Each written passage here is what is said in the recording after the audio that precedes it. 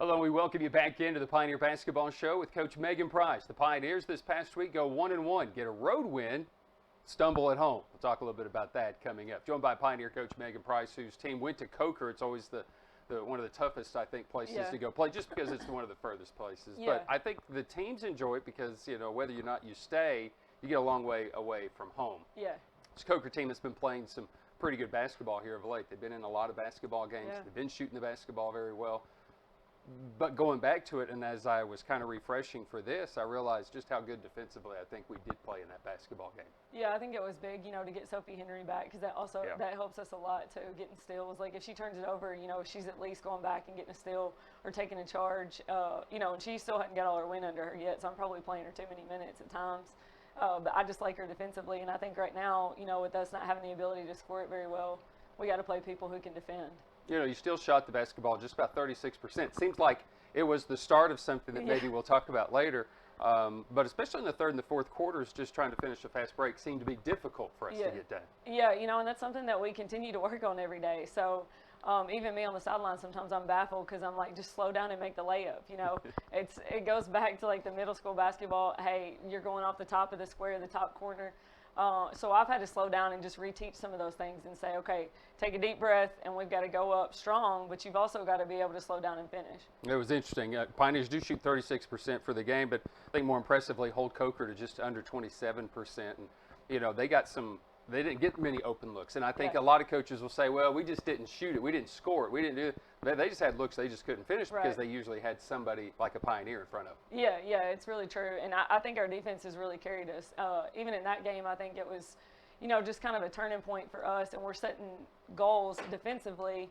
And I probably need to go back and set some goals offensively because I've always been a defensive coach. And so that's a big thing for us is, and we're trying to find ways that we can generate stuff. So we press them a little bit, trap, trying to generate some points that way as well. But I thought we did a great job that game. I thought the third quarter was a big difference in the game. It wasn't necessarily just a tight game, but it was anybody's game at halftime. You come out second half and you show a little bit of that trap.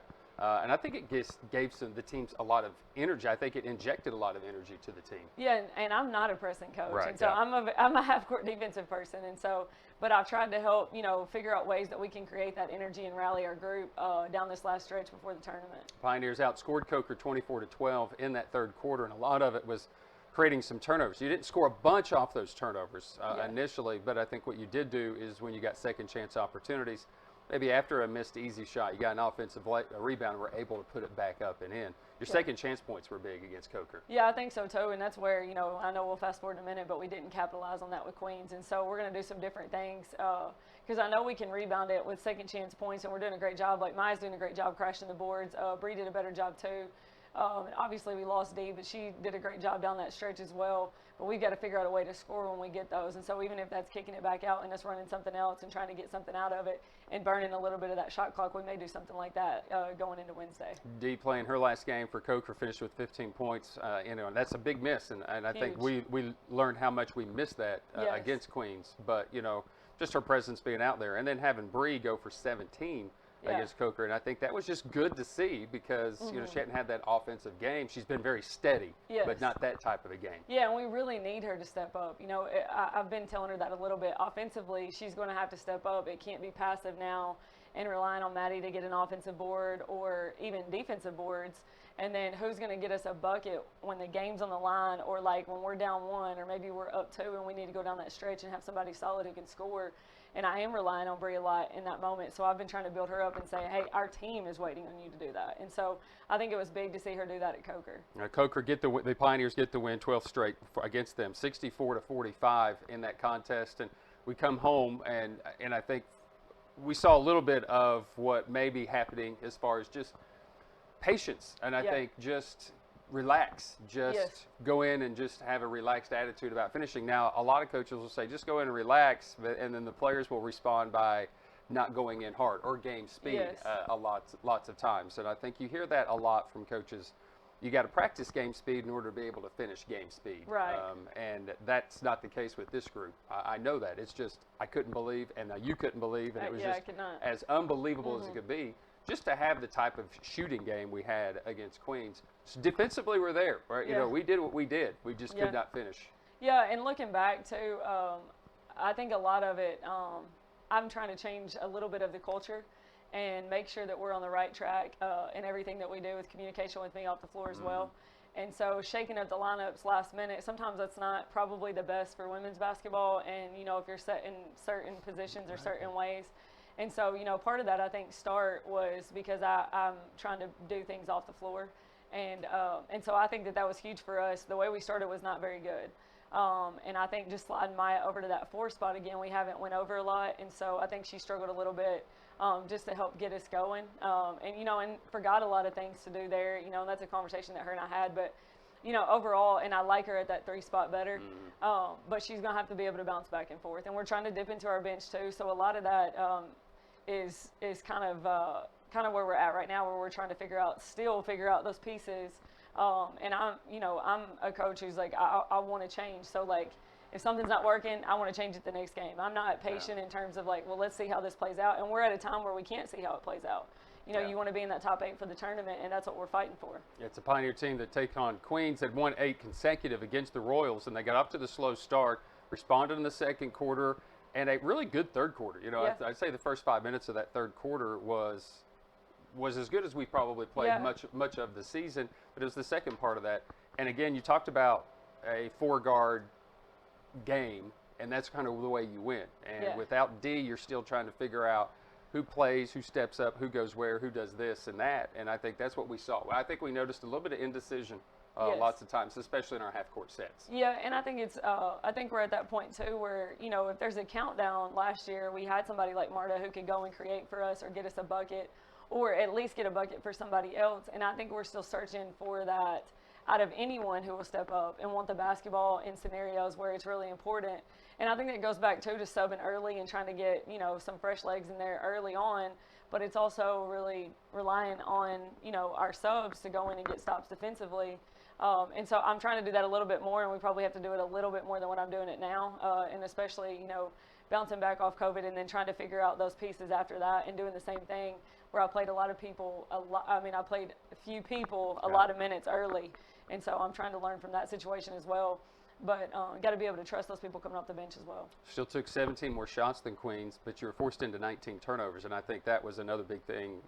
And that they didn't finish, but but you didn't get a possession. Yes. And a lot of it wasn't in transition. You didn't give up transition points. You didn't give up that type of thing, but it was just half-court set and just a mistake or a travel. We still saw a little bit of that, and I think that was uncharacteristic, of this basketball team. And the whole game was uncharacteristic. Very. It's hard on the sideline because I'm like, we haven't even been practicing like that. And so, I was hoping coming off Coker that we were going to have that motivation to continue playing that way. And even though we didn't shoot it well there, it's like, okay, well, we're finding other ways to score and creating that energy. And so I think that that's something we're going to have to continue to work on. It's a dogfight from here on out because you can't drop any more games like that, and especially if you want to get to the tournament. It's a Pioneer team, again, that defensively was fine. They, I think Queens did kind of gain some momentum in the last half of that fourth quarter and were able to get that victory. Because of that, you got one of the better Kalea Hall has been one of the better players right now. She's been handcuffed all game, and then all of a sudden in the last little bit in the fourth quarter, she was able to get going. Had some foul trouble issues were kind of, do you play hard? Do you do this? And I love the way Sophie Henry plays. Yeah. And I don't think, and forgive me for saying it, I just think sometimes Sophie plays so fast, people can't keep up with her. People aren't in a position in order to see what she's actually doing, and because I think she's so good defensively. Yeah, I agree too, and I think that that's something I'm super happy to have her back, and I think for her controlling that tempo and going back and watching film too, our guards have got to run with her too because that's a big thing. I think she beats a lot of people down the floor offensively, and then it's having to handle it and wait on people, and that's not really what we want either. And so we're just trying to figure out how we want to control that tempo after getting her back, because I'm not used to the speediness. It's been a month, and so we're all trying to figure those pieces out. But our number one goal is trying to get better every day and figure out how we can get in this top 8 for the tournament. Another big rebound game for my belt, and she goes for 9 points, 14 rebounds. Jayla did score 11 points, but the Pioneers shoot 27% for the game. They'd held Coker to that the game before, and a lot of us, we finish a set, get an open look underneath the bucket or in the paint, and it just didn't go. And I don't know that I guess we need to bring it up. I'm sure the girls are more upset with themselves. I'm sure there's nobody more upset than them. but it's just something that a lot of people haven't ever seen. Just the amount, I guess it was the bulk of shots that were missed, especially late. Agreed, and I'm still learning kind of how this team responds because, going in after the game, I was super frustrated. So then when we met the next day, they came to me and they were, taking ownership in what they did and felt like, this is a big loss for us. And I'm like, okay, so then let's don't ever let it happen again. That's the number one thing. How do we learn from it? Because you can be upset and maybe be embarrassed a little bit, but you got to figure out how can we bounce back off something like that. And I feel like that's been the motto. Like last year we bounced back. And so I feel like this year we're struggling to learn how to bounce back.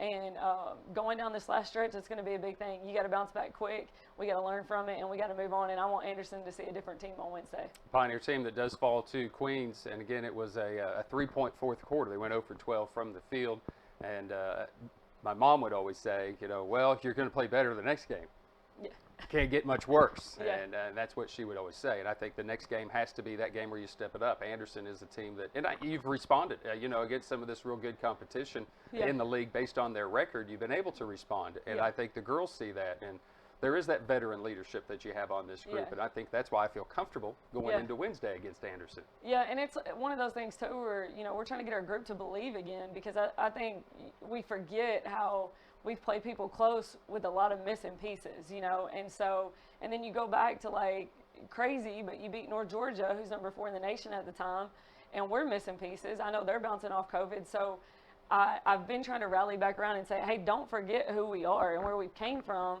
We just have to figure out how are we going to rally and then win possession after possession and make it a possession game, instead of just coming out and thinking about the game as a whole, but thinking about it possession by possession will be big for us. They're huge. Anderson's a big team, and I think that's been a little bit of an issue for us, and just, not even getting rebounds, because you've solved that. We get rebounds. We will rebound the basketball. Maya Belton is a rebound machine. Yeah, she is. It is one of those things, I think, for them, it's just the shooting aspect of it. Against size and against height, I guess is the thing I'm looking at.